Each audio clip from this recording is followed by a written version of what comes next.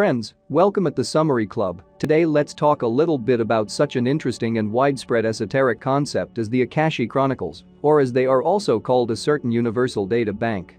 Let's try to find out what is an absolute fiction and what can be true, because it is not a secret that our conscious brain stores only a small part of information that we try to remember, although psychologists and hypnotists say that in addition our subconsciousness stores almost all information since the birth, but today not even about it. Imagine a whole world of light and knowledge about everything in this world, not even directly related to your personality, but in general about everything that has ever happened, is happening now, or even will happen in the future. This is where the real Akashic Chronicles begin, those grains of light of absolute knowledge, in which if you enter, you can learn about absolutely everything.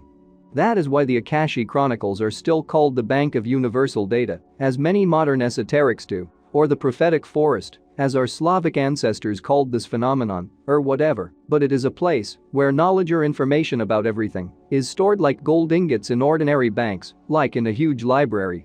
How the word Akashi is translated: the word Akasha translates as visibility from Sanskrit. But we will try to call visibility as light, because only in light can one see knowledge and truth. And all modern computers have gotten to the point where it is best to transmit large amounts of information by light. History of the word Akasha was taken by the new religions from Hinduism, where the word means the primary basis from which the primary elements of this world arise, namely the element of earth, water, fire, wind, or ether and space. Interestingly, humans in general are also made up of these elements. So the earth element corresponds to the bones and muscles, the water element to the body fluids, the fire element to the body heat or temperature, the wind element to the energy that flows through the spiritual channels of the human body, and the space element to all the body cavities. According to some reports, the word Akashic Chronicles was invented by Rudolf Steiner, an Austrian philosopher and esotericist, in the early 20th century.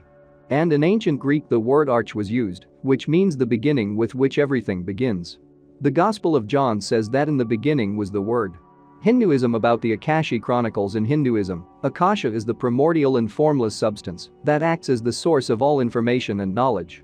Also, in Hinduism, the concept of Akasha corresponds to the sound or etheric substance of sound, through which information is transmitted by words. And later esotericists called this substance the Akashic Chronicles, a universal and versatile database or knowledge, where every thought, every word, and every action taken by everyone is stored. Mystics can use the Akashic Chronicles. Some mystics of the past, such as Edgar Cayce, Rudolf Steiner, Helena Blavatsky and others, have said that they had access to the Akashic Chronicles and could use them. And it is believed that there are quite a few people who can also do this. They can be sages, high-level yogis, experts in meditation, and even some pranotists who automatically, or at least partially, get there, although of course these people are of a fairly high level of self-development and understanding. Subscribe to the Summary Club and watch short versions of the most popular and useful videos every day. Edgar Cayce. On the Akashic Chronicles. The famous American mystic and soothsayer Edgar Cayce, who lived in the last century and made about 26,000 predictions, left behind a story of how he used the Akashic Chronicles. In his story, he compared Akasha to a giant library. Before visiting Akasha, he would leave his physical body and then travel in a column of light. As he traveled in this stream of light, he arrived at the high ground where the temple stood. When he entered the temple, he saw a huge room, like those that are usually found in libraries. And there he saw the books of human lives, where everything the man had accomplished was placed in them. And all he had to do was pull out the record of the person he was interested in. In Samadhi you can change the Akasha record. The deepest part of our soul is made up of light, the seat of our true self. And some masters in meditation may go into a state where the heart and breathing activity stops. That's when the immersion into this essential part of ourselves takes place. This is usually called Samadhi in Hinduism and yoga and is associated with enlightenment. It is said that in this state one can not only read the Akashic Chronicles, which are in the world of light, but even change them, for example, by erasing unnecessary entries in them. Although becoming enlightened for this is of course not so easy. The Akasha contains all of your past, but it is a really interesting skill because the Akashic Chronicles contain all the information about the past lives of any person and the probability of who and where a person will be born based on the actions of the body, speech and mind in this life, that is the next reincarnation.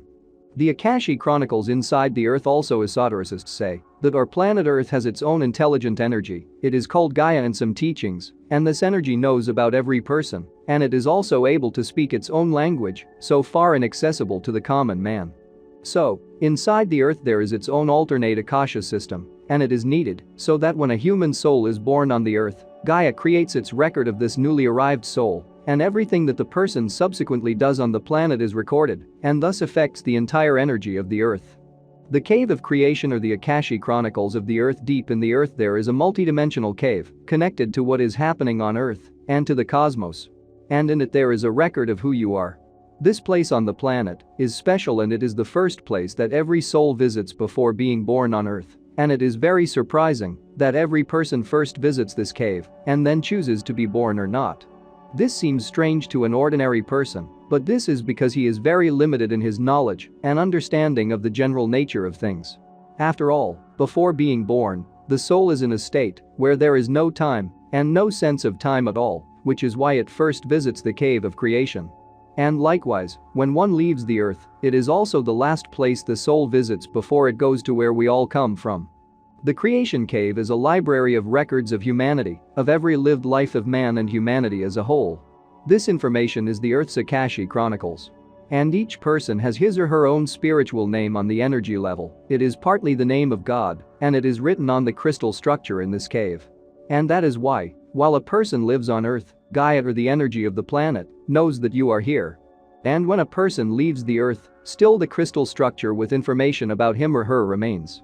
The Akasha inside our DNA. All the information in the crystals of the Creation Cave is also transmitted to our DNA at birth.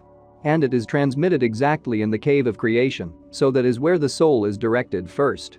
That's why our DNA contains all the information about past lives or scientifically reincarnation, which we have already talked about on our portal.